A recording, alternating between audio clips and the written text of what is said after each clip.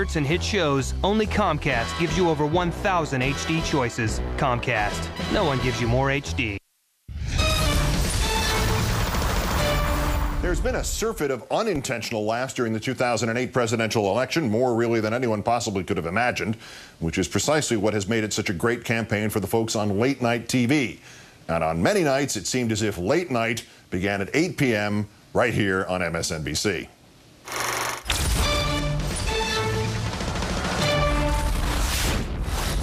This is not the way a tested hero behaves.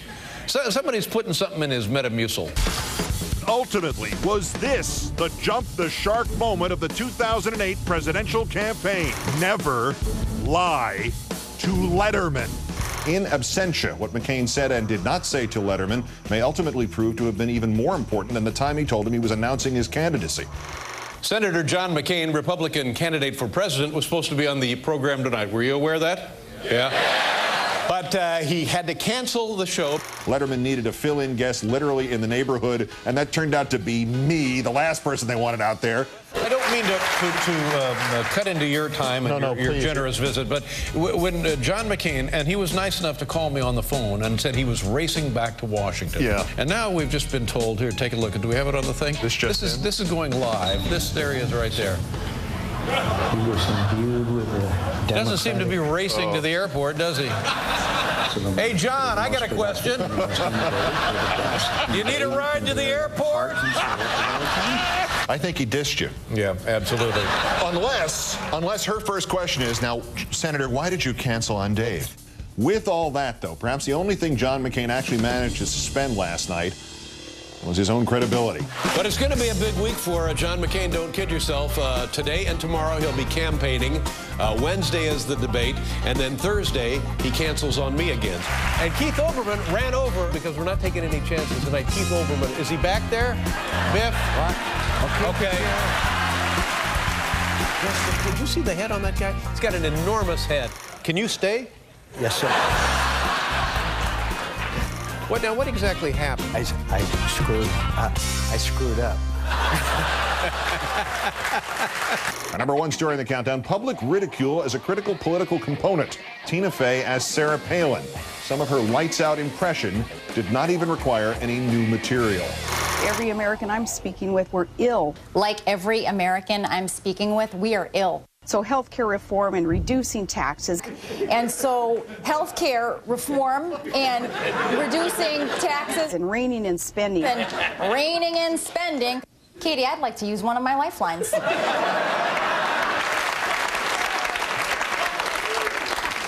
I'm sorry?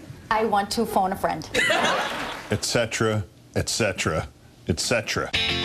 Our third story in the countdown, the best ratings since skater Nancy Kerrigan right after her 1994 clubbing. So it all worked for the show.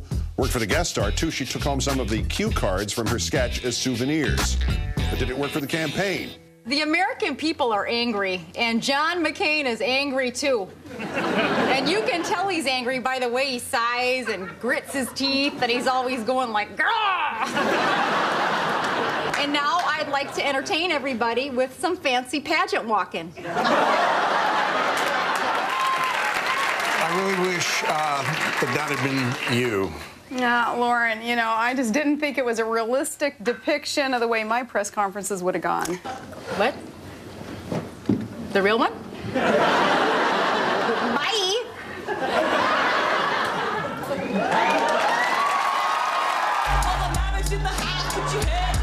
So, that was the good idea for the campaign? Where do we begin? She likes red meat. Shoot a mother humping moose 8 days of the week.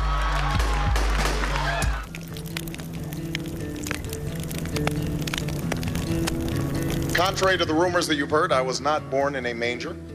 I was actually born on Krypton and sent here by my father, Jor-El, to save the planet Earth. My greatest strength, I guess it would be my humility. Greatest weakness, it's possible that I'm a little too awesome. It's going to be a long, long night at MSNBC if I manage to pull this thing off. I understand that Keith Olbermann has ordered up his very own mission accomplished banner. And they can hang that in whatever padded room has been reserved for him. Senator McCain, Senator Shecky McCain, everybody. We have some more time if you'd like to make a joke about Chelsea Clinton. But seriously, Senator, I kid this, man. I'm delighted to see he still watches me every night on SportsCenter.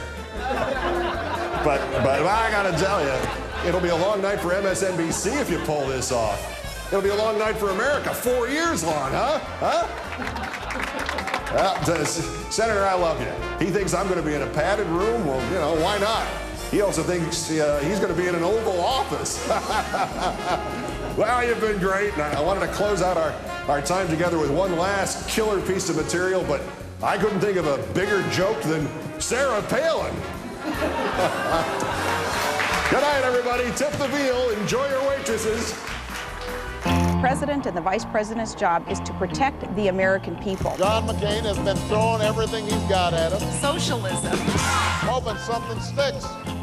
He's even called me a socialist. Obama calls it spreading the wealth. Joe Biden calls it patriotic. They are focused on your job. Who gets your piece of pie? The pie is shrinking. It's not growing. Senator Obama is running to be redistributionist in chief. I'm running to be commander in chief. And yet, to Joe the plumber, he said it sounded like socialism. Senator Obama's supporters have been saying some pretty nasty things about Western Pennsylvania lately. And you know, I couldn't agree with them more. I couldn't disagree with you. I couldn't agree with you more than the fact that Western Pennsylvania is the most patriotic, most God-loving, most patriotic part of America. John McCain calls this socialism. I call it opportunity, and there's nothing more American than that. Etc., etc., etc. All kidding aside, in just a couple of days, the 2008 presidential election will be here. And then just as quickly it will be over, probably. And all of it, the speeches, the sound bites, the spin, will be for naught if, as the screen just said, you do not vote. It's what this experiment we call democracy is all about. Vote. That concludes this special edition of Countdown. I'm Keith Olbermann. Good night and good luck.